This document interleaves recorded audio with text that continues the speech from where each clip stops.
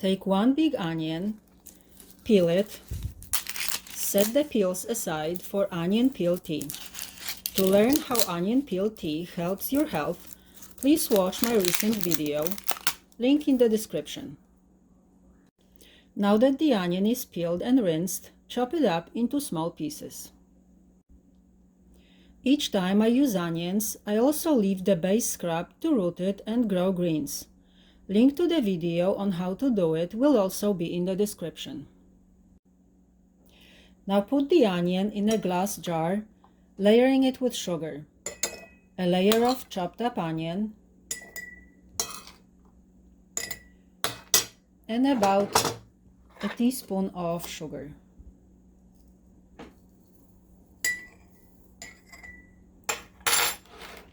Keep layering it until you are done with the onion.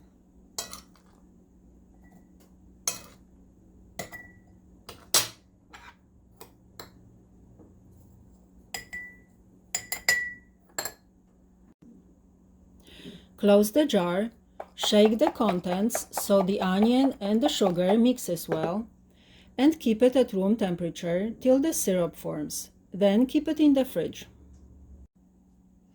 Take a spoonful of the syrup several times a day.